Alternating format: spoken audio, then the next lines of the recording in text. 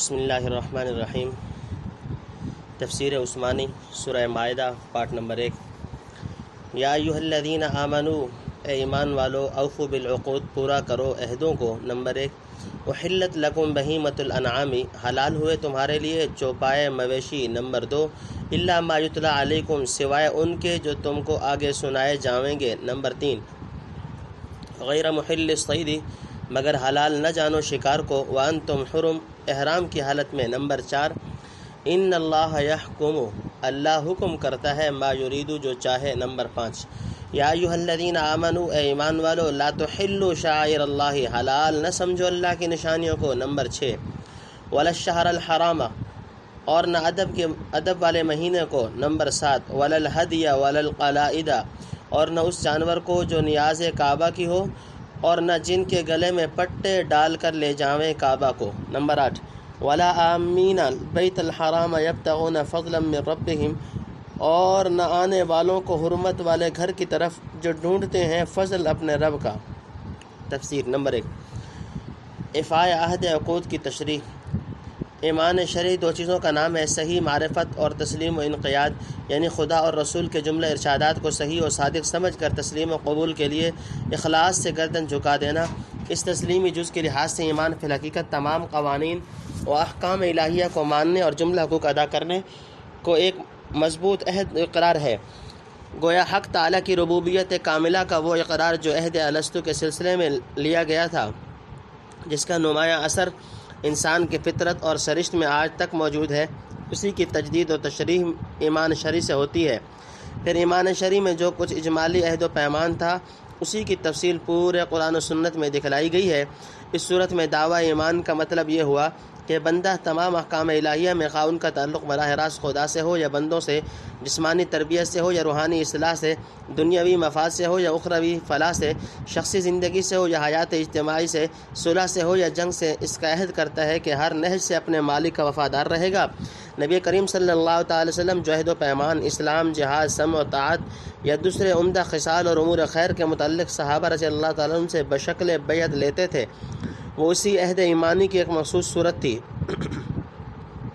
اور چونکہ ایمان کے ضمن میں بندہ کو حق تعالیٰ کے جلال و جبروت کی صحیح معرفت اور اس کی شان انصاف اور انتقام وعدوں کی سچائی کا پورا بھی یقین حاصل ہو چکا ہے، اس کا مقتضا یہ ہے کہ وہ بدعہدی اور غداری کے مہلک عواقب سے ڈر کر اپنے تمام عہدوں کو جو خدا سے یا بندوں سے یا خود اپنے نفس سے کیے ہوں، اس طرح پورا کرے کہ مالک حقیقی کی وفاداری میں کوئی فرق نہ آنے پائے۔ اس تقریر کے موافق عقود، عہدوں کی تفسیر میں جو مختلف چیزیں سلف سے منقول ہیں، ان سب میں تطبیق ہو جاتی ہے، اور آیت میں ایمان والوں کے لفظ سے خطاب فرمانے کا لطف مزید حاصل ہوتا ہے۔ نمبر 2۔ حلال جانوروں کی تفصیل۔ سورہ نساء میں گزر چکا کہ یہود کو ظلم و بدعہدی کی سزا میں بعض حلال و طیب چیزوں سے محروم کر دیا گیا تھا۔ فَبِظُلْمٍ مِّنَ الَّذِينَ هَادُوا حَرَّمْنَا عَلَيْهِمْ طَيِّبَاتٍ، سورہ نساء رکوع نمبر 22، جس کی تفصیل سورہ انعام میں ہے۔ اس امت مرحومہ کو افاء عہد کی ہدایت کے ساتھ ان چیزوں سے بھی منتفع ہونے کی اجازت دی گئی، یعنی اونٹ، گائے، بھیڑ، بکری اور اسی جنس کی تمام اہلی اور وحشی، پالتو اور جنگلی چوپائے، مثلاً ہرن، نیل گائے وغیرہ تمہارے لیے ہر حالت میں حلال کیے گئے، بجز ان حیوانات یا حالات کے جن کے متعلق حق تعالیٰ نے قرآن کریم میں یا نبی کریم صلی اللہ علیہ وسلم کی زبانی تمہارے جسمانی یا روحانی یا اخلاقی مصلحت کے لیے ممانعت فرما دی ہے۔ نمبر 3۔ غالباً اس سے مراد وہ چیزیں ہیں جو اسی رکوع کی تیسری آیت میں بیان کی گئی ہیں، یعنی حرمت علیکم المیتۃ سے ذالکم فسق تک۔ نمبر 4۔ احرام کی حالت میں شکار کی حرمت۔ محرم کو صرف خشکی کے جانور کا شکار جائز نہیں، دریائی شکار کی اجازت ہے، اور جب حالت حرام کی رعایت اس قدر ہے کہ اس میں شکار کرنا ممنوع ٹھہرا، تو خود حرم شریف کی حرمت کا لحاظ اس سے کہیں زیادہ ہونا چاہیے، یعنی حرم کے جانور کا شکار محرم وغیر محرم سب کے لیے حرام ہوگا، جیسے کہ لا تحلوا شعائر اللہ کے عموم سے مترشح ہوتا ہے۔ نمبر 5۔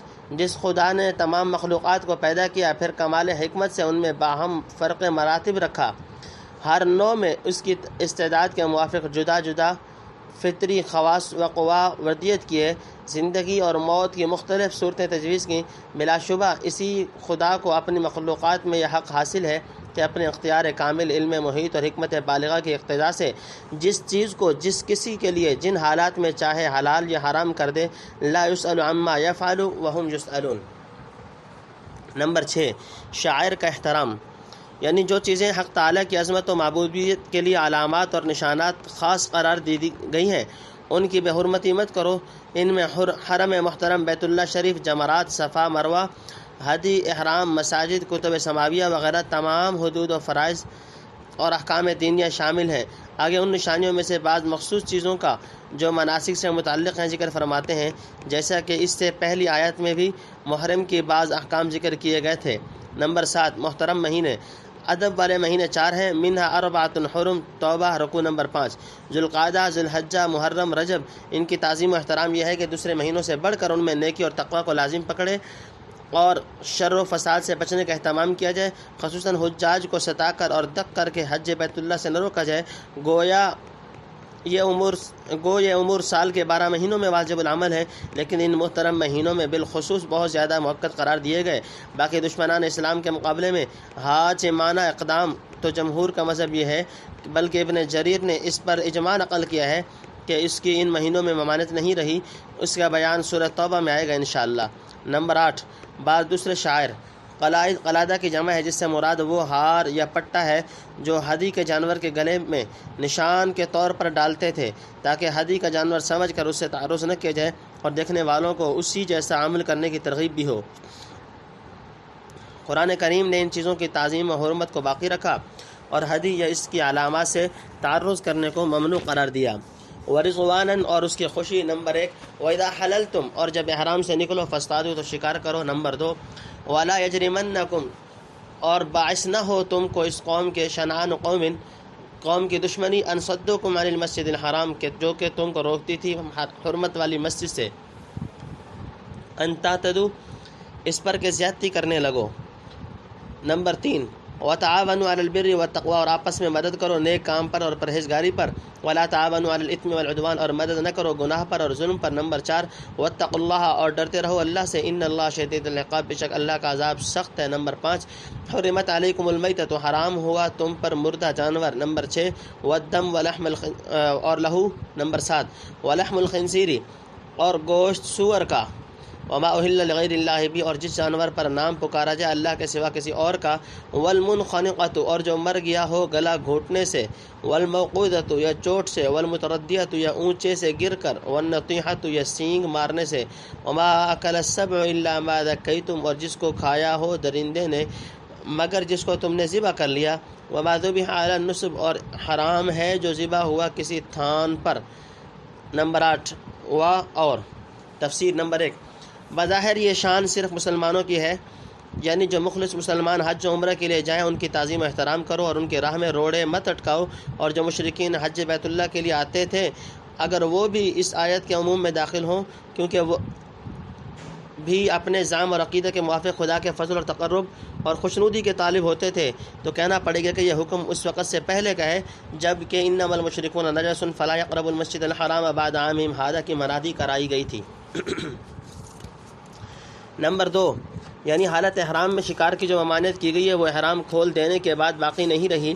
نمبر 3 دشمن کے جوش میں زیادتی نہ کرو۔ پچھلی آیت میں جن شاعر کو حق تعالی نے معظم و محترم قرار دیا تھا، 6 ہجری میں مشرکین مکہ نے ان سب کی احانت کی۔ نبی کریم صلی اللہ علیہ وسلم اور تقریباً 1500 صحابہ ماہ ذوالقعدہ میں محض عمرہ ادا کرنے کے لیے مدینہ طیبہ سے روانہ ہوئے۔ حدیبیہ کے مقام پر پہنچ کر مشرکین نے اس مذہبی وظیفہ کی بجاوری سے روک دیا، نہ حالت احرام کا خیال کیا، نہ کعبہ کی حرمت کا، نہ محترم مہینہ کا، نہ ہدی و قلائد کا۔ مسلمان شاعر اللہ کی اس توہین اور مذہبی فرائض سے روک دیے جانے پر ایسی ظالم اور وحشی قوم کے مقابلہ میں جس قدر بھی غیظ و غضب اور بغض و عداوت کا اظہار کرتے وہ حق بجانب تھے، اور جوش انتقام سے برافروختہ ہو کر جو کارروائی بھی کر بیٹھتے وہ ممکن تھی، لیکن اسلام کی محبت و عداوت دونوں جچی تلی ہیں۔ قرآن کریم نے ایسے جابر و ظالم کے مقابلے میں اپنے جذبات کو قابو رکھنے کا حکم دیا ہے۔ عموماً آدمی زیادہ محبت یا زیادہ عداوت کے جوش میں حد سے گزر جاتا ہے، اس لیے فرمایا کہ سخت سے سخت دشمنی تمہارے لیے اس کا باعث نہ ہو کہ تم زیادتی کر بیٹھو اور عدل و انصاف کو ہاتھ سے چھوڑ دو۔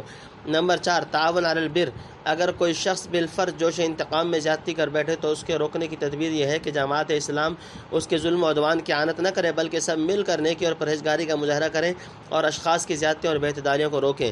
نمبر 5 یعنی حق پرستی، انصاف پسندی اور تمام عمدہ اخلاق کی جڑ خدا کا خوف ہے، اور اگر خدا سے ڈر کر نیکی سے تعاون اور بدی سے ترک تعاون نہ کیا تو عام عذاب کا اندیشہ ہے۔ نمبر 6 حرام جانور، اس آیت میں سے جن چیزوں کا کھانا حرام ہوا ان میں اول میتہ مردار جانور ہے جو واجب و ذبح جانور ذبح کیے بدون خود اپنی موت سے مر جائے، اس کا خون اور حرارت غریزیہ گوشت ہی میں متحقن اور جذب ہو کر رہ جاتی ہے، جس کی سمیت اور گندگی سے کئی قسم کے بدنی اور دینی مزار لاحق ہوتے ہیں۔ ابن کثیر شاید اسی تعلیل پر متنبہ فرمانے کے لیے میتہ مردہ جانور کے بعد دم یعنی خون کی حرمت مذکور ہوئی، اس کے بعد حیوانات کی خاص نوع خنزیر کی تحریم کا حکم ذکر فرمایا، جس کی بے انتہا نجاست خوری اور بے حیائی مشہور عام ہے۔ شاید اسی لیے شریعہ حقہ نے دم یعنی خون کی طرح اس کو نجس العین قرار دیا ہے۔ ان 3 چیزوں کے ذکر کے بعد جن کی ذوات میں مادی گندگی اور خباثت پائی جاتی تھی، محرمات کی ایک اور قسم کا ذکر فرمایا، یعنی وہ جانور جو اپنی ذات کے اعتبار سے حلال و طیب ہیں مگر مالک حقیقی کے سوا کسی اور کے نیاز کے طور پر نامزد کر دیا گیا ہو، اس کا کھانا بھی نیت کی خباثت اور عقیدہ کی گندگی کی بنا پر حرام ہے۔ کسی جانور کی جان صرف اسی خالق و مالک کے حکم اور نام پر لی جا سکتی ہے جس کے حکم اور ارادے سے اس پر موت و حیات طاری ہوتی ہے، باقی منخنقہ وغیرہ غیر مذبوح جانور سب میتہ کے حکم میں داخل ہیں، جیسا کہ ما ذبح علی النصب اور ما اہل بہ لغیر اللہ کے ساتھ ملحق ہے۔ جاہلیت میں ان سب چیزوں کے کھانے کی عادت تھی، اس لیے اس قدر تفصیل سے ان کا بیان فرمایا۔ نمبر 7 یعنی بہتا ہوا خون او دمم مسفوحا، سورہ انعام رکوع نمبر 18۔ نمبر 8 تھوڑا سا پہلے حدیث کا ادب احترام ذکر فرمایا تھا، یعنی وہ جانور جو تقرب اللہ کی غرض سے خدائے واحد کی سب سے پہلی عبادت گاہ کے نیاز کے طور پر ذبح کیا جاتا ہے۔ اس کے بالمقابل اس جانور کا بیان فرمایا جسے خدا کے سوا کسی دوسرے کے نام پر یا خانہ خدا کے سوا کسی دوسرے مکان کی تعظیم کے لیے ذبح کیا جائے، موضح القرآن۔ اس دوسری صورت میں بھی فی الحقیقت نیت نظر غیر اللہ ہی کی ہوتی ہے، گو ذبح کے وقت زبان سے بسم اللہ اللہ اکبر کہا جائے۔ اس تقریر کے موافق ما اہل بہ لغیر اللہ اور ما ذبح علی النصب کا فرق واضح ہو گیا۔ ابن کثیر ان تستقسموا بالازلام، یہ کہ تقسیم کرو جوئے کے تیروں سے۔ نمبر 1 ذالکم فسق، یہ گناہ کا کام ہے۔ الیوم یئس الذین کفروا من دینکم، آج نا امید ہو کہ کافر تمہارے دین سے۔ فلا تخشوہم، سو ان سے مت ڈرو۔ واخشونی، اور مجھ سے ڈرو۔ نمبر 2 الیوم اکملت لکم دینکم، آج میں پورا کر چکا تمہارے لیے دین تمہارا۔ نمبر 3 واتممت علیکم نعمتی، اور پورا کیا تم پر میں نے احسان اپنا۔ نمبر 4 ورضیت لکم الاسلام دینا، اور پسند کیا میں نے تمہارے واسطے اسلام کو دین۔ نمبر 5 فمن اضطر فی مخمصۃ، پھر جو کوئی لاچار ہو جائے بھوک میں، غیر متجانف لإثم، لیکن گناہ پر مائل نہ ہو، فإن اللہ غفور الرحیم، تو اللہ بخشنے والا مہربان ہے۔ نمبر 6 یسألونک ماذا احل لهم، تو اس سے پوچھتے ہیں کہ کیا چیز ان کے لیے حلال ہے۔ قل احل لکم الطیبات، کیا تو کہہ دے کہ تم کو حلال ہیں ستھری چیزیں۔ نمبر 7 وما علمتم من الجوارح، اور جو سدھاؤ شکاری جانور، مکلبین، شکار پر دوڑانے کو، تعلمونہن مما علمکم اللہ، کہ ان کو سکھاتے ہو اس میں سے جو اللہ نے تم کو سکھایا ہے۔ فکلوا مما امسکنا علیکم، سو کھاؤ اس میں سے جو پکڑ رکھے ہیں تمہارے واسطے۔ واذکروا اسم اللہ علیہ، اور اللہ کا نام لو اس پر۔ نمبر 8 واتقوا اللہ، اور ڈرتے رہو اللہ سے۔ ان اللہ سریع الحساب، بے شک اللہ جلد لینے والا ہے حساب۔ نمبر 9 تفسیر۔ نمبر 1 جوئے کے تیر، بعض مفسرین نے ازلام سے تقسیم کے تیر مراد لیے ہیں جو زمانہ جاہلیت میں لحم ذبیحہ وغیرہ کے بانٹنے میں استعمال ہوتے تھے۔ وہ ایک صورت قمار جوئے کی تھی، جیسے آج کل چٹھی ڈالنے کی رسم ہے، لیکن حافظ عماد الدین، ابن کثیر وغیرہ محققین کے نزدیک راجح یہ ہے کہ ازلام سے مراد وہ تیر ہیں جن سے مشرکین مکہ کسی اشکال اور تردد کے وقت اپنے ارادوں اور کاموں کا فیصلہ کرتے تھے۔ یہ تیر خانہ کعبہ میں قریش کے سب سے بڑے بت حبل کے پاس رکھے تھے۔ ان میں سے کسی پر امرنی ربی لکھا تھا، میرے پروردگار نے حکم دیا، کسی پر نہانی ربی تحریر تھا، میرے رب نے مجھے منع کر دیا۔ اس طرح ہر تیر پر یوں ہی اٹکل پچو باتیں لکھ چھوڑی تھیں۔ جب کسی کام میں تذبذب ہوا تو تیر نکال کر دیکھ لیے، اگر امرنی ربی والا تیر نکل آئے تو کام شروع کر دیا، اور اگر اس کے خلاف نکلا تو رک گئے۔ وعلی ھذا القیاس، گویا بتوں سے یہ ایک قسم کا مشورہ و استعانت تھی، چونکہ اس رسم کا مبنی خالص جہل شرک اور اہم پرستی اور افتراء علی اللہ پر تھا، اس لیے قرآن کریم نے متعدد مواقع میں نہایت تغلیظ اور تشدید کے ساتھ اس کی حرمت کو ظاہر فرمایا ہے۔ اس تقریر کے موافق ازلام کا ذکر نسب کے مناسبت سے ہوا ہے اور مردار، خون، خنزیر وغیرہ نہایت خبیث اور گندی چیزوں کی تحریم کے سلسلے میں منسلک کر کے بتلا دیا کہ اس کی معنوی اور اعتقادی نجاست و خباثت ان چیزوں سے کم نہیں، جیسا کہ ایک دوسری آیت میں رجسن کے اطلاق سے ظاہر ہوتا ہے۔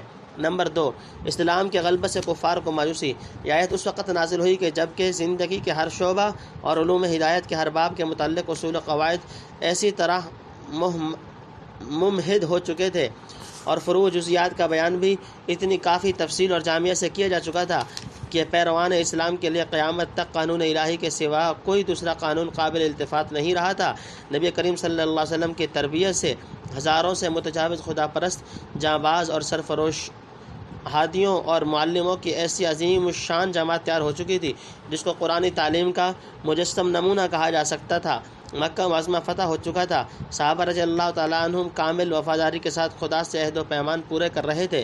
نہایت گندی غذائیں اور مردار کھانے والی قوم مادی اور روحانی طیبات کے ذائقہ سے لذت اندوز ہو رہی تھی۔ شاعر الہیہ کا ادب و احترام قلوب میں راسخ ہو چکا تھا۔ جنون و اوہام اور انصاب و ازلام کا تارپود بکھر چکا تھا۔ شیطان جزیرۃ العرب کی طرف سے ہمیشہ کے لیے مایوس کر دیا گیا تھا کہ دوبارہ وہاں اس کی پرستش ہو سکے۔ ان حالات میں ارشاد ہوا الیوم یئس الذین کفروا من دینکم فلا تخشوهم واخشونی، آج کفار اس بات سے مایوس ہو گئے ہیں کہ تم کو تمہارے دین قیم سے ہٹا کر پھر انصاب و ازلام وغیرہ کی طرف لے جائیں، یا دین اسلام کو مغلوب کر لینے کی توقعات باندھے، یا احکام دینیہ میں سے کسی کی تحریف و تبدیل کی امید قائم کر سکیں۔ آج تم کو کامل و مکمل مذہب مل چکا جس میں کسی ترمیم کا آئندہ امکان نہیں۔ خدا کا انعام تم پر پورا ہو چکا جس کے بعد تمہاری جانب سے اس کے ضائع کر دینے کا کوئی اندیشہ نہیں۔ خدا نے ابدی طور پر اسی دین اسلام کو تمہارے لیے پسند کر لیا، اس لیے اب کسی ناسخ کے آنے کا بھی احتمال نہیں۔ ایسے حالات میں تم کو کفار سے خوف کھانے کی کوئی وجہ نہیں، وہ تمہارا کچھ بھی نہیں بگاڑ سکتے۔ البتہ اس محسن جلیل اور منعم حقیقی کی ناراضی سے ہمیشہ ڈرتے رہو جس کے ہاتھ میں تمہاری ساری نجاح و فلاح اور کل سود و زیاں ہے۔ گویا فلا تخشوهم واخشونی میں اس پر متنبہ فرما دیا کہ آئندہ مسلم قوم کو کفار سے اس وقت تک کوئی اندیشہ نہیں جب تک ان میں خشیت الہی اور تقوی کی شان موجود رہے۔ نمبر 3، دین اسلام کی تکمیل اور حقانیت، یعنی اس کے اخبار و قصص میں پوری سچائی، بیان میں پوری تاثیر اور قوانین و احکام میں پوری توسط و اعتدال موجود ہے۔ جو حقائق کتب سابقہ اور دوسرے ادیان سماویہ میں محدود و ناتمام تھے، ان کی تکمیل و تعمیم اس دین قیم سے کر دی گئی۔ قرآن و سنت نے حلت و حرمت وغیرہ کے متعلق تنصیصاً یا تعلیلاً جو احکام دیے، ان کا اظہار و ایضاح تو ہمیشہ ہوتا رہے گا، لیکن اضافہ یا ترمیم کے مطلق گنجائش نہیں چھوڑی۔ نمبر 4، سب سے بڑا احسان تو یہ ہے کہ اسلام جیسا مکمل اور ابدی قانون اور خاتم الانبیاء جیسا نبی تم کو مرحمت فرمایا، مزید برآں اطاعت و استقامت کی توفیق بخشی، روحانی غذاؤں اور دنیاوی نعمتوں کا دسترخوان تمہارے لیے بچھا دیا، حفاظت قرآن، غلبہ اسلام اور اصلاح عالم کا سامان مہیا فرما دیے۔ نمبر 5، یعنی اس عالمگیر اور مکمل دین کے بعد اب کسی اور دین کا انتظار کرنا سفاہت ہے۔ اسلام جو تفویض و تسلیم کا مرادف ہے، اس کے سوا مقبولیت اور نجات کا کوئی دوسرا ذریعہ نہیں۔ تنبیہ، اس آیت الیوم اکملت لکم دینکم الی آخری کا نازل فرمانا بھی من جملہ نعمائے عظیمہ کی ایک نعمت ہے۔ اس لیے بعض یہود نے حضرت عمر رضی اللہ تعالیٰ عنہ سے عرض کیا کہ امیر المومنین، اگر یہ آیت ہم پر نازل کی جاتی تو ہم اس کے یوم نزول کو عید منایا کرتے۔ حضرت عمر رضی اللہ تعالیٰ عنہ نے فرمایا، تجھے معلوم نہیں کہ جس روز یہ ہم پر نازل کی گئی مسلمانوں کی 2 عیدیں جمع ہو گئی تھیں؟ یہ آیت 10 ہجری میں حجۃ الوداع کے موقع پر عرفہ کے روز جمعہ کے دن عصر کے وقت نازل ہوئی، جبکہ میدان عرفات میں نبی کریم صلی اللہ علیہ وسلم کی اونٹنی کے گرد 40,000 سے زائد اتقیاء و ابرار رضی اللہ تعالیٰ عنہم کا مجمع کثیر تھا۔ اس کے بعد صرف 81 روز حضور صلی اللہ علیہ وسلم اس دنیا میں جلوہ افروز رہے۔ نمبر 6، مضطر کے احکام، یعنی حلال و حرام کا قانون تو مکمل ہو چکا، اس میں اب کوئی تغیر و تبدل نہیں ہو سکتا۔ البتہ مضطر جو بھوک و پیاس کی شدت سے بیتاب اور لاچار ہو، وہ اگر حرام چیز کھا پی کر جان بچا لے، بشرطے کہ مقدار ضرورت سے تجاوز نہ کرے اور لذت مقصود نہ ہو، غیر باغ ولا عاد، تو حق تعالیٰ اس تناول محرم کو اپنی بخشش اور مہربانی سے معاف فرما دے گا۔ گویا وہ چیز تو حرام ہی رہی، مگر اسے کھا پی کر جان بچانے والا خدا کے نزدیک مجرم نہ رہا۔ یہ بھی اتمام نعمت کا ایک شعبہ ہے۔ نمبر 7، حلال چیزوں کا سوال اور اس کا جواب۔ پچھلی آیات میں بہت سی حرام چیزوں کی فہرست دی گئی تو قدرتی طور پر سوال پیدا ہوتا ہے کہ حلال چیزیں کیا کیا ہیں۔ اس کا جواب دے دیا کہ حلال کا دائرہ تو بہت وسیع ہے، چند چیزوں کو چھوڑ کر جن میں کوئی دینی یا بدنی نقصان تھا۔ دنیا کی تمام ستھری اور پاکیزہ چیزیں حلال ہی ہیں، اور چونکہ شکاری جانور سے شکار کرنے کے متعلق بعض لوگوں نے خصوصیت سے سوال کیا تھا، اس لیے آیت کے اگلے حصے میں اس کو تفصیلاً بتلا دیا گیا۔ نمبر 8، شکار کے جانور۔ شکاری کتے یا باز وغیرہ سے شکار کیا ہوا جانور ان شروط سے حلال ہے۔ نمبر 1، شکاری جانور سدھا ہوا ہو۔ نمبر 2، شکار پر چھوڑا جائے۔ نمبر 3، اسے اس طریقے سے تعلیم دی گئی ہو جو شریعت نے معتبر رکھا ہے، یعنی کتے کو سکھلایا جائے کہ شکار کو پکڑ کر کھائے نہیں، اور باز کو یہ تعلیم دی جائے کہ جب اس کو بلاؤ گو شکار کے پیچھے جا رہا ہو فوراً چلا آئے۔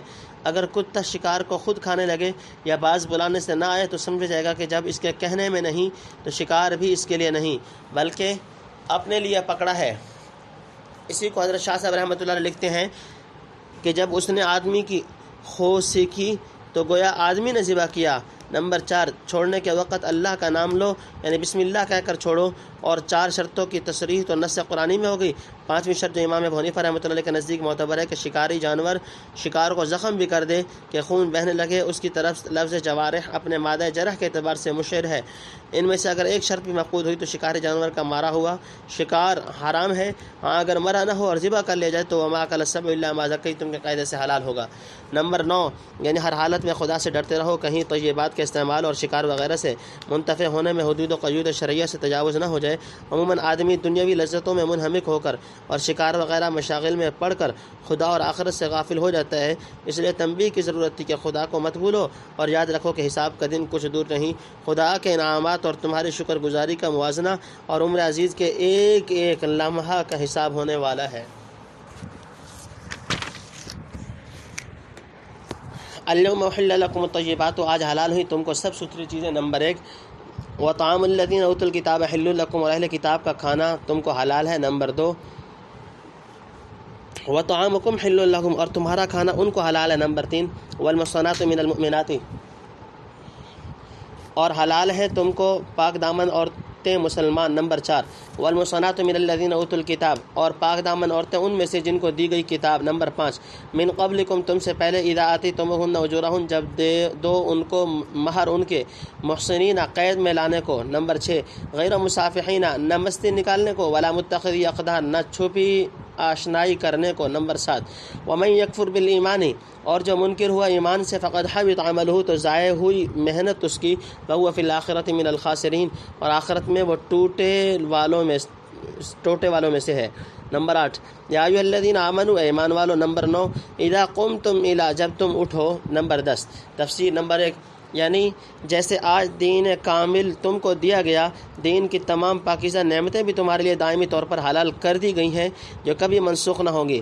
نمبر 2، اہل کتاب کا کھانا حلال ہے، یعنی طعام کھانے سے مراد ذبیحہ ہے، یعنی کوئی یہودی یا نصرانی بشرطے کہ اسلام سے مرتد ہو کر یہودی یا نصرانی نہ بنا ہو، اگر حلال جانور ذبح کرتے وقت غیر اللہ کا نام نہ لے تو اس کا کھانا مسلمان کو حلال ہے، مرتد کے احکام جداگانہ ہے۔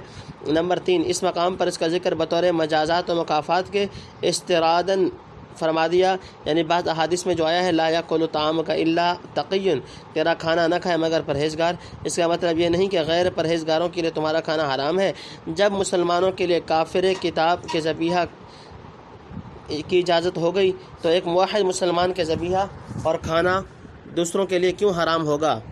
نمبر 4، پاک دامن کی قید شاید ترغیب کے لیے ہو، یعنی ایک مسلمان کو چاہیے کہ نکاح کرتے وقت پہلی نظر عورت کے عفت اور پاک دامنی پر ڈالے، یہ مطلب نہیں کہ پاک دامن کے سوا اور کسی سے نکاح صحیح نہیں ہوگا۔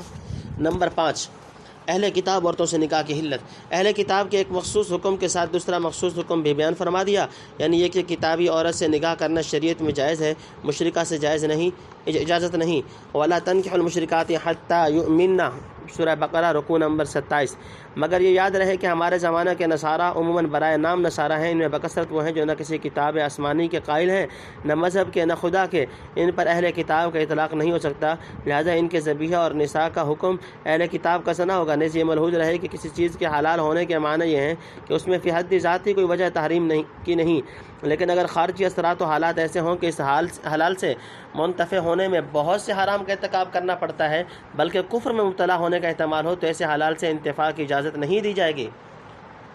موجودہ زمانہ میں یہود و نصارہ کے ساتھ کھانا پینا، بغیر ضرورت اختلاط کرنا، ان کی عورتوں کے جال میں پھنسنا، یہ چیزیں جو خطرناک نتائج پیدا کرتی ہیں وہ مخفی نہیں ہے۔ لہذا ابدی اور بددینی کے اسباب و ذرائع سے اجتناب ہی کرنا چاہیے۔ نمبر 6 یعنی قید نکاح میں لانے کو گویا اس طرف اشارہ ہو گیا کہ نکاح بظاہر قید ہے، لیکن یہ قید ان آزادیوں اور ہوس رانیوں سے بہتر ہے جن کی طلب میں انسان نما بہائم سلسلہ ازواج ہی کو معدوم کر دینا چاہتے ہیں۔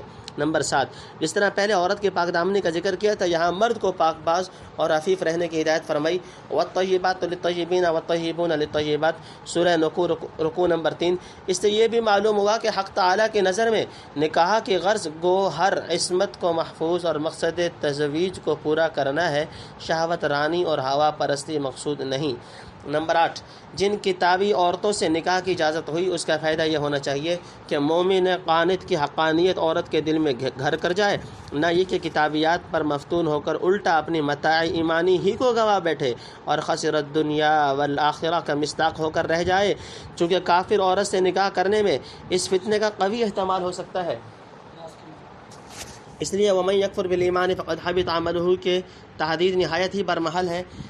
یہ میرا خیال ہے۔ باقی حضرت شاستہ فرماتے ہیں کہ اہل کتاب کو کفار سے 2 حکم میں مخصوص کیا، یہ فقط دنیا میں ہے اور آخرت میں ہر کافر خراب ہے، اور اگر نیک عمل بھی کر لے تو قبول نہیں ہے۔ نمبر 9 نماز کے لیے وضو کا حکم۔ امت محمدیہ پر جو عظیم الشان احسانات کیے گئے ان کا بیان سن کر ایک شریف اور حق شناس مومن کا دل شکر گزاری اور اظہار وفاداری کے جذبات سے لبریز ہو جائے گا، اور فطری طور پر اس کی یہ خواہش ہوگی کہ اس منعم حقیقی کی بارگاہ رفیع میں دست بستہ حاضر ہو کر جبین نیاز خم کرے اور اپنے غلامانہ منت پذیری اور انتہائی عبودیت کا عملی ثبوت دے۔ اس لیے ارشاد ہوا کہ جب ہمارے دربار میں حاضری کا ارادہ کرو، یعنی نماز کے لیے اٹھو، تو پاک صاف ہو کر آؤ۔ جن لذائذ دنیاوی اور مرغوبات طبعی سے متمتع ہونے کی آیت وضو سے پہلے آیت میں اجازت دی گئی، یعنی طیبات اور محسنات، وہ ایک حد تک انسان کو ملکوتی صفات سے دور اور بہیمیت سے نزدیک کرنے والی چیزیں ہیں، اور کل احداث موجبات وضو و غسل انہی کے استعمال سے لازمی نتیجہ کے طور پر پیدا ہوتے ہیں۔ لہذا مرغوبات نفسانی سے یکسو ہو کر جب ہماری طرف آنے کا قصد کرو تو پہلے بہیمیت کے اثرات اور عقل و شرب وغیرہ کے پیدا کیے ہوئے تقدرات سے پاک ہو جاؤ۔ یہ پاکی وضو اور غسل سے حاصل ہوتی ہے۔ نہ صرف یہ کہ وضو کرنے سے مومن کا بدن پاک و صاف ہو جاتا ہے، بلکہ جب وضو باقاعدہ کیا جائے تو پانی کے قطرات کے ساتھ گناہ بھی جھڑتے جاتے ہیں۔ نمبر 10 یعنی سو کر اٹھو یا دنیا کے مشاغل چھوڑ کر نماز کے لیے اٹھ کھڑے ہو تو پہلے وضو کر لو، لیکن وضو کرنا ضروری اس وقت ہے جبکہ بیشتر سے باوضو نہ ہو۔ آیت کے آخر میں ان احکام کی جو غرض و غایت وَلَٰكِن يُرِيدُ لِيُطَهِّرَكُمْ سے بیان فرمائی ہے، اس سے معلوم ہو گیا کہ ہاتھ منہ وغیرہ دھونے کا وجوب اسی لیے ہے کہ حق تعالیٰ تم کو پاک کر کے اپنے دربار میں جگہ دے۔ اگر یہ پاکی پہلے سے حاصل ہوئی اور کوئی ناقص وضو پیش نہیں آیا تو پاک کو پاک کرنے کی ضرورت ہی نہیں، بلکہ اس کو ضروری قرار دینے سے امت حرج میں پڑتی ہے، جس کی نفی ما یرید اللہ لیجعل علیکم من حرج میں کی گئی۔ اور ہاں مزید نظافت، نورانیت اور نشاط حاصل کرنے کے لیے اگر تازہ وضو کر لیا جائے تو مستحب ہوگا۔ شاید اسی لیے اذا قمتم الی الصلاۃ فاغسلوا وجوہکم الآیہ میں سطح کلام کی ایسی رکھی جس سے ہر مرتبہ نماز کی طرف جاتے وقت تازہ وضو کی ترغیب ہوتی ہے۔ الصلاۃ نماز کو، فاغسلوا وجوہکم تو دھو لو اپنے منہ، وایدیکم الی المرافق اور ہاتھ کونیوں تک، وامسحوا برؤوسکم اور مل لو اپنے سر کو۔ نمبر 1 وارجلکم الی الکعبین اور پاؤں ٹخنوں تک۔ نمبر 2 وان کنتم جنبا فطہروا اور اگر تم کو جنابت ہو تو خوب طرح پاک ہو۔ نمبر 3 وان کنتم مرضی اور اگر تم بیمار ہو، او علی سفر یا سفر میں، او جاء احد منکم من الغائط یا کوئی تم میں آیا ہے جائے ضرور سے، او لامستم النساء یا پاس گئے ہو عورتوں کے، فلم تجدوا ماء پھر نہ پاؤ تم پانی، فتیمموا صعیدا طیبا تو قصد کرو مٹی پاک کا، فامسحوا بوجوہکم اور مل لو اپنے منہ، وایدیکم من اور ہاتھ اس سے۔ نمبر 4 ما یرید اللہ لیجعل علیکم اللہ نہیں چاہتا کہ تم پر تنگی کرے۔ نمبر 5 من حرج ولکن یرید لیطہرکم لیکن چاہتا ہے کہ تم کو پاک کرے۔ نمبر 6 ولیتم نعمتہ علیکم اور پورا کرے اپنا احسان تم پر، لعلکم تشکرون تاکہ تم احسان مانو۔ نمبر 7 وَاذْكُرُوا اور یاد کرو نعمت اللہ علیکم احسان اللہ کا اپنے اوپر، ومیثاقہ الذی واثقکم بھی، اور عہد اس کا جو تم سے ٹھہرایا تھا۔ تفسیر نمبر 1 یعنی تر ہاتھ سر پر پھیر لو۔ نبی کریم صلی اللہ تعالیٰ علیہ وسلم سے مدت العمر میں مقدار ناسیہ سے کم کا مسح ثابت نہیں ہوتا۔ مقدار ناسیہ چوتھائی سر کے قریب ہے۔ ابو حنیفہ اسی قدر مسح کو فرض کہتے ہیں، باقی اختلافات اور دلائل کی تفصیل کا یہ موقع نہیں۔ نمبر 2 مترجم محقق نے پاؤں کے بعد لفظ کو نہ لکھ کر نہایت لطیف اشارہ فرمایا کہ ارجلکم کا عطف مغسولات پر ہے، یعنی جس طرح منہ ہاتھ دھونے کا حکم ہے، پاؤں بھی ٹخنوں تک دھونے چاہیے، سر کی طرح مسح کافی نہیں۔ چنانچہ اہل سنت والجماعت کا اس پر اجماع ہے، اور احادیث کثیرہ سے یہی ثابت ہوتا ہے اگر پاؤں میں موزے نہ ہوں تو دھونا فرض ہے۔ ہاں موزوں پر ان شرائط کے موافق جو کتب فقہ میں مذکور ہیں، مقیم 1 دن 1 رات اور مسافر 3 دن تک مسح کر سکتا ہے۔ نمبر 3 جنابت کے لیے غسل، یعنی جنابت سے پاک ہونے میں صرف اعضاء اربعہ کا دھونا اور مسح کرنا کافی نہیں، سطح بدن کے جس حصے تک پانی بدون تضرر کے پہنچ سکتا ہو وہاں تک پہنچانا ضروری ہے۔ اس لیے حنفیہ غسل میں مضمضہ اور استنشاق کلی کرنا اور ناک میں پانی ڈالنا کو بھی ضروری کہتے ہیں، وضو میں ضروری نہیں، سنت ہے۔ نمبر 4 بعض صورتوں میں تیمم کا حکم، یعنی مرض کی وجہ سے پانی کا استعمال مضر ہو، یا سفر میں پانی بقدر کفایت نہ ملے، یا مثلا کوئی قضائے حاجت کر کے آیا اور وضو کی ضرورت ہے، یا جنابت کی وجہ سے غسل ناگزیر ہے مگر پانی کے حاصل کرنے یا استعمال کرنے پر کسی وجہ سے قادر نہیں، تو ان صورتوں میں وضو یا غسل کی جگہ تیمم کر لے۔ وضو اور غسل دونوں کے تیمم کی مشروعیت سے جو غرض ہے وہ بہر صورت یکساں طور پر حاصل ہوتی ہے۔ تیمم کے اسرار و مسائل اور اس آیت کے فوائد سورہ نساء کے 7ویں رکوع میں مفصل گزر چکے ہیں۔ تنبیہ مترجم محقق قدس سرہ نے لامستم النساء کا جو ترجمہ کیا ہے، پاس گئے ہو عورتوں کے، وہ محاورہ کے اعتبار سے حالت جنابت ہی پر دلالت کرتا ہے۔ یہ ترجمہ ابن عباس رضی اللہ تعالیٰ اور ابو موسیٰ اشعری رضی اللہ تعالیٰ عنہ کی تفسیر کے موافق ہے، جسے ابن مسعود نے بھی سکوتاً تسلیم کیا ہے کما فی البخاری۔ نیز مترجم علام نے فتیمموا کے ترجمہ میں قصد کرو کہہ کر اشارہ فرما دیا۔ اصل لغت کے اعتبار سے تیمم کے معنی میں قصد معتبر ہے۔ اس لغوی معنی کی مناسبت کا خیال رکھتے ہوئے تیمم شرعی میں بھی قصد یعنی نیت کو علماء نے ضروری قرار دیا ہے۔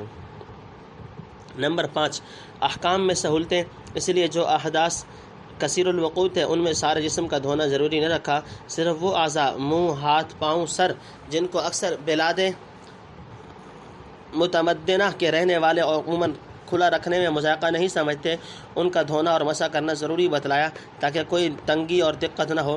حدث اکبر بمعنی جنابت جو احیاناً پیش آتی ہے، اس حالت میں نفس کو ملکوتی خصائل کی طرف ابھارنے کے لیے کسی غیر معمولی تنبیہ کی ضرورت ہے۔ اس کے ازالہ کے لیے تمام بدن کا دھونا فرض کیا، پھر مرض اور سفر وغیرہ حالات میں کس قدر آسانی فرما دی۔ اول تو پانی کی جگہ مٹی کو مطہر بنایا، پھر اعضائے وضو میں سے نصف کی تخفیف اس طرح کر دی کہ جہاں پہلے ہی تخفیف تھی، یعنی سر کا مسح، اسے بالکل اڑا دیا، اور پاؤں کو شاید اس لیے ساقط کر دیا کہ عموماً مٹی میں یا مٹی کے قریب ہی رہتے ہیں اور تمام اعضائے بدن کی نسبت سے گرد و غبار میں ان کا تلوث شدید تر ہے، لہذا ان پر مٹی کا ہاتھ پھیرنا بیکار سا تھا۔ بس وہ دو عضو رہ گئے تھے، منہ اور ہاتھ، انہی کو ملنے سے وضو اور غسل دونوں کا تیمم ہو جاتا ہے۔ نمبر 6 کیونکہ وہ خود پاک ہے تو پاکی ہی کو پسند کرتا ہے۔ نمبر 7 آسانیوں پر اللہ کا شکر۔ پچھلے رکوع میں جو نعمائے عظیمہ بیان ہوئی تھیں ان کو سن کر بندہ کے دل میں جوش اٹھا کہ اس منعم حقیقی کی بندگی کے لیے فوراً کھڑا ہو جائے۔ اسے بتلا دیا کہ ہماری طرف آؤ تو کس طریقے سے پاک ہو کر آؤ۔ یہ بتلانا خود ایک نعمت ہوئی، اور بدن کی سطح ظاہر پر پانی ڈالنے یا مٹی لگانے سے اندرونی پاکی عطا فرما دینا یہ دوسری نعمت ہوئی۔ بندہ ابھی پچھلی نعمتوں کا شکر ادا نہیں کر سکا تھا، قصد ہی کر رہا تھا، یہ جدید انعامات فائز ہو گئے، اس لیے ارشاد ہوا لعلکم تشکرون، یعنی ان پہلی نعمتوں کو یاد کرنے سے پہلے ان جدید نعمتوں کا جو احکام وضو وغیرہ کے ضمن میں مبذول ہوئی شکر ادا کرنا چاہیے۔ شاید اسی لعلکم تشکرون سے حضرت بلال رضی اللہ عنہ تحیۃ الوضو کا سراغ لگایا ہو، اور انعامات الہیہ کی یاد دہانی اس درمیانی نعمت کے شکریہ پر متوجہ کرنے کے بعد اگلی آیت میں ان سابق نعمتوں اور احسانات عظیمہ کو پھر اجمالاً یاد دلاتے ہیں جن کی شکر گزاری کے لیے بندہ اپنے مولا کے حضور میں کھڑا ہونا چاہتا ہے۔ چنانچہ فرماتے ہیں وَاذْكُرُوا نِعْمَةَ اللَّهِ عَلَيْكُمْ إِلَىٰ آخِرِهِ۔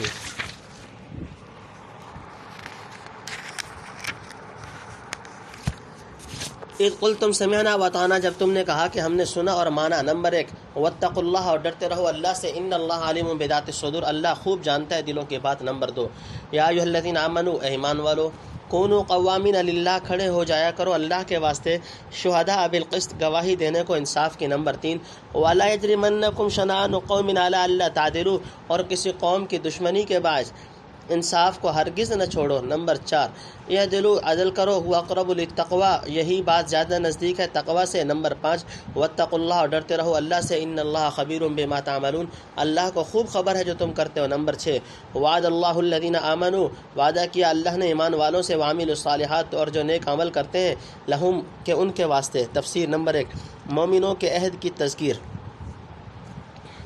غالباً یہ عہد وہی ہے جو سورہ بقرہ کے آخر میں مومنین کی زبان سے نقل فرمایا تھا، وقالوا سمعنا واطعنا غفرانک ربنا والیک المصیر، سورہ بقرہ رکوع نمبر 40۔ جب صحابہ رضی اللہ تعالیٰ عنہم حضرت صلی اللہ علیہ وسلم کے دست مبارک پر بیعت کرتے تھے، اس وقت بھی یہ اقرار کرتے تھے کہ ہم اپنی استطاعت کے موافق آپ کی ہر بات کو سنیں گے اور مانیں گے، خواہ ہماری منشا اور طبیعت کے موافق ہو یا خلاف ہو۔ یہ تو عام عہد تھا، اس کے بعد بعض ارکان اسلام یا مناسب حال اہم چیزوں کے متعلق خصوصیت سے بھی عہد لیا جاتا تھا۔ گویا اس صورت کے شروع میں جو اوفوا بالعقود فرمایا تھا، درمیان میں بہت سے احسانات کا ذکر کر کے جن کو سن کر ایفاء عہد کی مزید ترغیب ہوتی ہے، پھر وہی اصلی سبق یاد دلا دیا گیا۔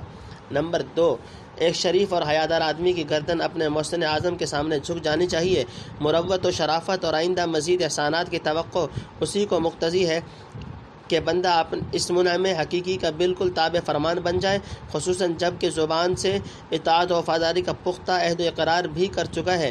ممکن ہے حق تعالیٰ کی بے انتہا مہربانیاں دیکھ کر بندہ مغرور ہو جائے، اس کی نعمتوں کی قدر اور اپنے قول و قرار کی کوئی پرواہ نہ کرے۔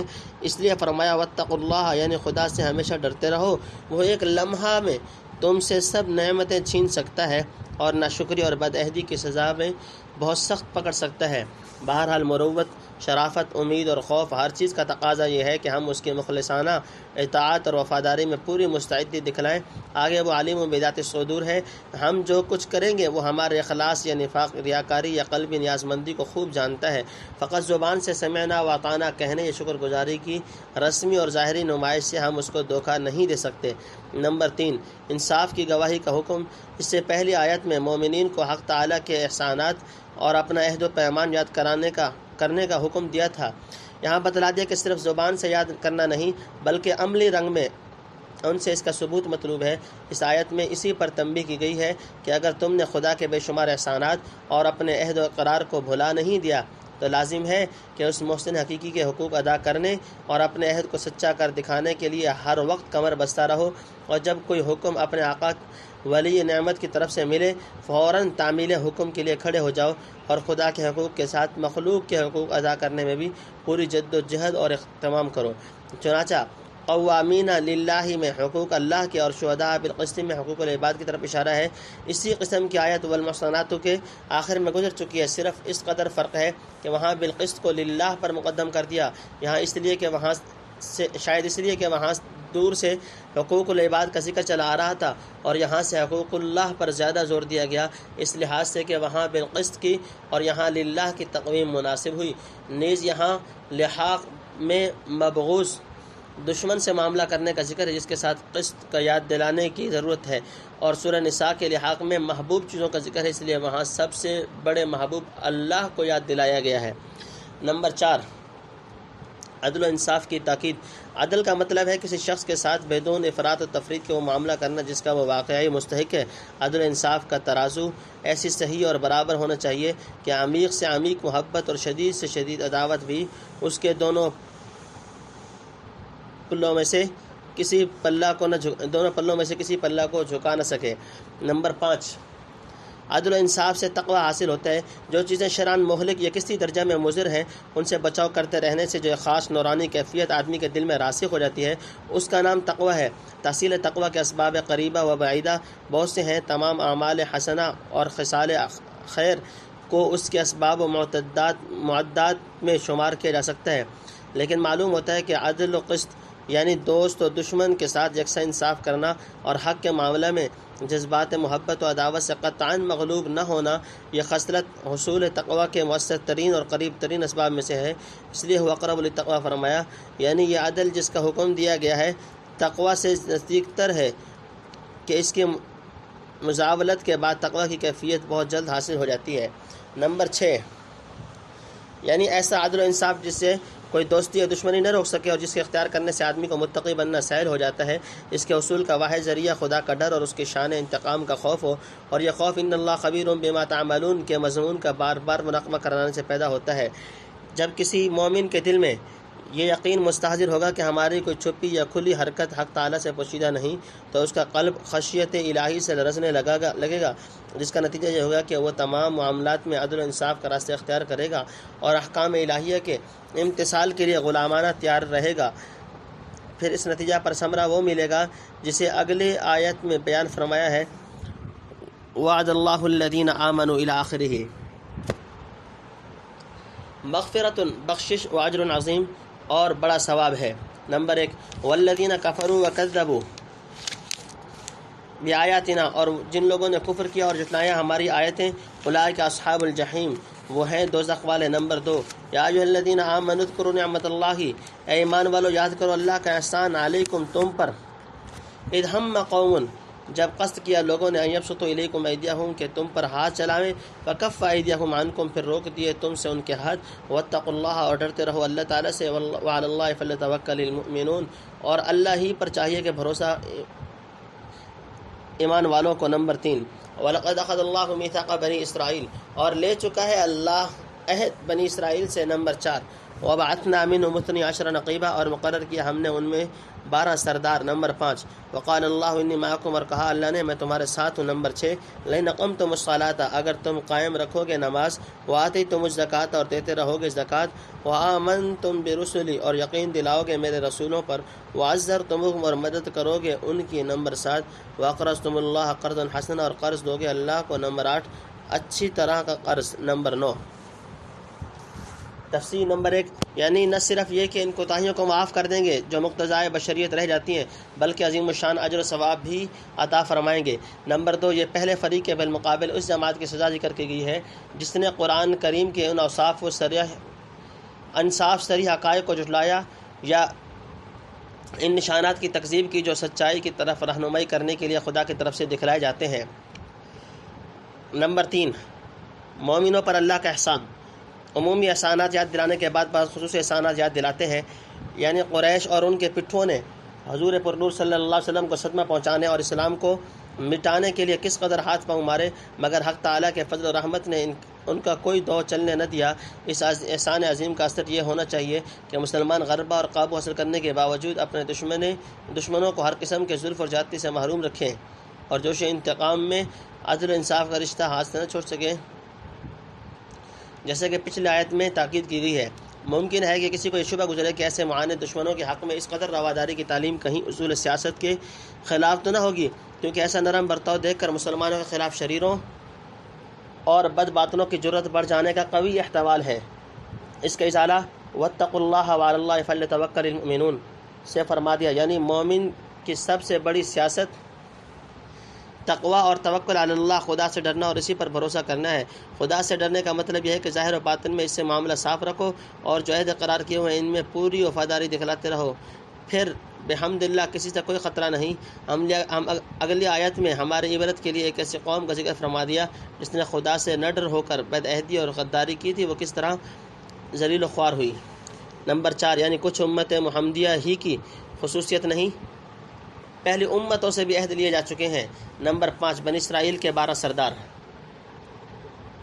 بنی اسرائیل کے 12 قبائل میں سے 12 سردار حضرت موسیٰ علیہ السلام نے چن لیے تھے، جن کے نام بھی مفسرین تورات میں نقل کیے ہیں۔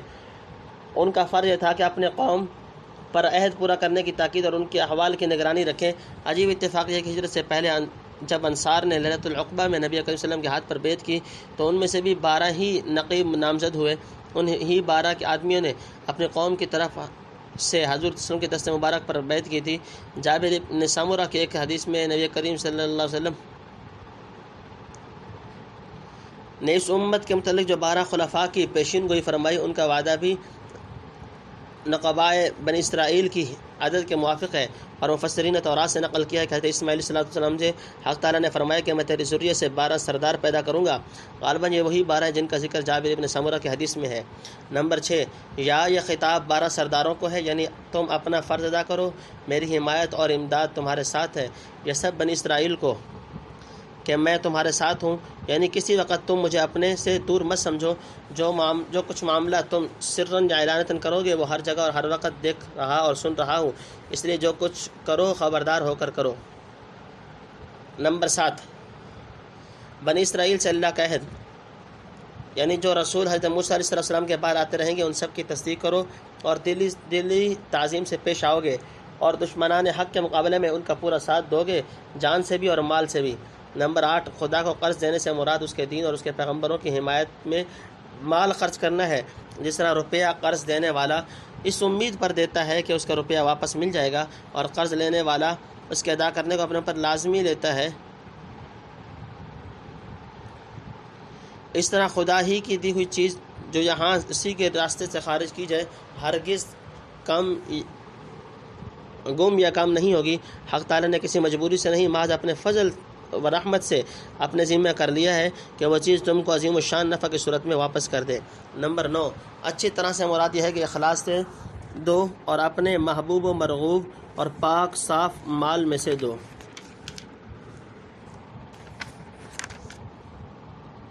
لَأُكَفِّرَنَّ عَنْكُمْ سَيِّئَاتِكُمْ، البتہ دور کر دوں گا میں تم سے گناہ تمہارے، وَلَأُدْخِلَنَّكُمْ جَنَّاتٍ تَجْرِي مِن تَحْتِهَا الْأَنْهَارُ، اور داخل کروں گا تم کو باغوں میں کہ جن کے نیچے نہریں بہتی ہیں نہریں۔ نمبر 1، فَمَنْ كَفَرَ بَعْدَ ذَلِكَ مِنْكُمْ، پھر جو کوئی کافر ہوا تم میں سے اس کے بعد، فَقَدْ ضَلَّ سَوَاءَ السَّبِيلِ، تو وہ بے شک گمراہ ہوا سیدھے راستے سے۔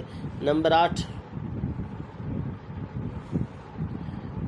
2، فَبِمَا نَقْضِهِم مِّيثَاقَهُمْ لعناہم، سو ان کے عہد توڑنے پر ہم نے ان پر لعنت کی۔ نمبر 3، وجعلنا قلوبہم قاسیہ، اور کر دیا ہم نے ان کے دلوں کو سخت، یحرفون الکلم عن مواضعہ، پھیرتے ہیں کلام کو اس کے ٹھکانے سے، ونسوا حظا مما ذکروا بہ، اور بھول گئے نفع اٹھانا اس نصیحت سے جو ان کو کی گئی تھی۔ نمبر 5، ولا تزال تطلع علی خائنۃ منہم، اور ہمیشہ تو مطلع ہوتا رہے گا ان کی کسی دغا پر۔ نمبر 6، الا قلیلا منہم، مگر تھوڑے لوگ ان میں سے۔ نمبر 7، فاعف عنہم، سو معاف کر، وصفح، اور درگزر کر ان سے، ان اللہ یحب المحسنین، اللہ تعالیٰ دوست رکھتا ہے احسان کرنے والوں کو۔ نمبر 8، ومن الذین قالوا ان نصارى، اور جو کہتے ہیں اپنے کو نصارہ۔ تفسیر، یعنی نیکیاں جب کثرت سے ہوں تو وہ برائیوں کو دبا لیتی ہیں۔ جب آدمی خدا کے عہد کو پورا کرنے کی کوشش میں لگا رہے تو حق تعالیٰ اس کی کمزوریوں کو دور کر کے اپنے خوشنودی اور قرب کے مکان میں جگہ دیتا ہے۔ نمبر 2، یعنی ایسے اوصاف اور صاف پختہ عہد و ایمان کے بعد بھی جو شخص خدا کا وفادار ثابت نہ ہو اور عذر و خیانت پر کمر بستہ ہو گیا ہو تو سمجھ لو کہ اس نے کامیابی اور نجات کا سیدھا راستہ گم کر دیا۔ نہیں کہا جا سکتا کہ وہ ہلاکت کے کس گڑھے میں جا کر گرے گا۔ بنی اسرائیل سے جن باتوں کا عہد لینے کا یہاں ذکر فرمایا وہ یہ ہے: نماز، زکوٰۃ، پیغمبروں پر ایمان لانا، ان کی جان و مال سے مدد کرنا۔ ان میں سے پہلی عبادت بدنی ہے، دوسری مالی، تیسری قلبی مع لسانی، چوتھی فی الحقیقت تیسری کی اخلاقی تکمیل ہے۔ گویا ان چیزوں کو ذکر کر کے ارشاد فرمایا کہ جان و مال اور قلب و قالب ہر چیز سے خدا کی اطاعت اور وفا شعاری کا اظہار کرو۔ لیکن بنی اسرائیل نے چن چن کر ایک ایک عہد کی خلاف ورزی کی، کسی قول و قرار پر قائم نہ رہے۔ ان عہد شکنیوں کا جو نتیجہ ہوا اس سے اگلی آیت میں بیان فرمایا۔ یہودیوں پر نقص عہد کی وجہ سے لعنت۔ نمبر 2، لعنت کے معنی طرد و ابعاد کے ہیں، یعنی عہد شکنی اور غداری کی وجہ سے ہم نے اپنی رحمت سے انہیں دور پھینک دیا اور ان کے دلوں کو سخت کر دیا۔ فَبِمَا نَقْضِهِم مِّيثَاقَهُم کے لفظ سے ظاہر فرمایا کہ ان کے ملعون اور سنگ دل ہونے کا سبب عہد شکنی اور بے وفائی ہے جو خود انہی کا فعل ہے۔ اسباب پر مسبب کا مرتب ہونا چونکہ خدا ہی کا کام تھا، اس لحاظ سے جعلنا قلوبہم قاسیۃ کی نسبت اسی طرف کر دی گئی۔ نمبر 4، یہودیوں کی کلام اللہ میں تعریف، یعنی خدا کے کلام میں تعریف کرتے ہیں، کبھی اس کے الفاظ میں، کبھی معنی میں، کبھی تلاوت میں۔ تعریف کی یہ سب اقسام قرآن کریم اور کتب حدیث میں بیان کی گئی ہیں، جس کا قدر اعتراف آج کل بعض یورپین عیسائیوں کو بھی کرنا پڑ رہا ہے۔ نمبر 5، یہودیوں کی محرومی، یعنی چاہیے تو یہ تھا کہ ان قیمتی نصیحتوں سے فائدہ اٹھاتے ہیں، مثلا جو نبی آخر زمان کی آمد اور دوسرے مہمات دینیہ کے متعلق ان کی کتابوں میں موجود تھیں، مگر اپنی غفلت اور شرارت میں پھنس کر یہ سب بھول گئے تھے، بلکہ نصیحتوں کا وہ ضروری حصہ ہی گم کر دیا، اور اب بھی جو نصیحتیں اور مفید باتیں جو خاتم النبی صلی اللہ علیہ وسلم کی زبان سے ان کو یاد دلائی جاتی ہیں ان کا کوئی اثر قبول نہیں کرتے۔ حافظ ابن رجب حنبلی رحمۃ اللہ علیہ نے لکھا،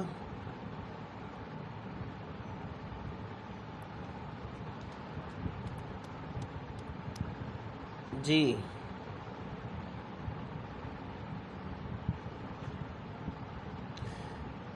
نقض عہد کے سبب ان میں دو باتیں آئیں، ملعونیت اور قسوت قلب۔ ان دونوں کا نتیجہ یہ دو چیزیں ہوئیں، تحریف کلام اللہ اور عدم انتفاع بذکر، یعنی لعنت کے اثر سے ان کا دماغ ممسوخ ہو گیا، حتیٰ کہ نہایت بے باکی اور بدعقلی سے کتب سماویہ کی تحریف پر آمادہ ہو گئے۔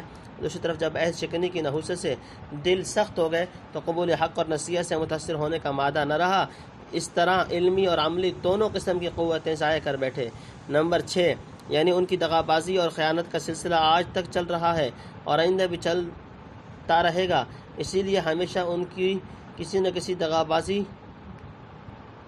اور مکر و فریب پر آپ کے مطلع ہوتے رہتے ہیں۔ نمبر 7، یعنی حضرت عبداللہ ابن سلام رضی اللہ تعالیٰ عنہ وغیرہ جو اسلام میں داخل ہو چکے۔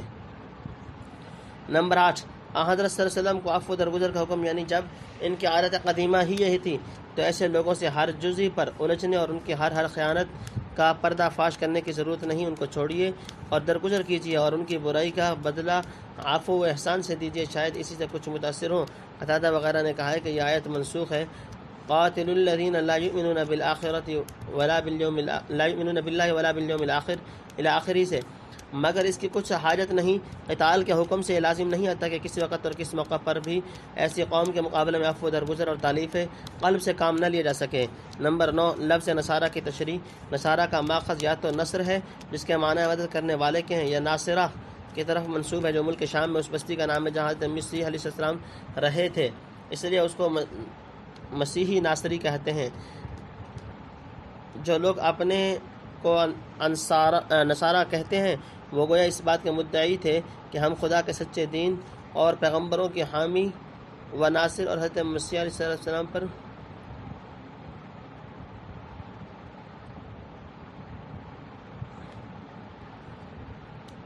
ہم دین گویا جو لوگ اپنے آپ کو نصارہ کہتے ہیں گویا وہ اس بات کے مدعی تھے کہ ہم خدا کے سچے دین اور پیغمبروں کے حامی و ناصر اور حضرت مسیح ناصری کے متبع ہیں۔ اس زبانی دعوے اور لقبی تفاخر کے باوجود دین کے معاملے میں جو رویہ تھا وہ آگے ذکر کیا گیا ہے۔ یہ پارٹ اپنے اختتام تک پہنچا۔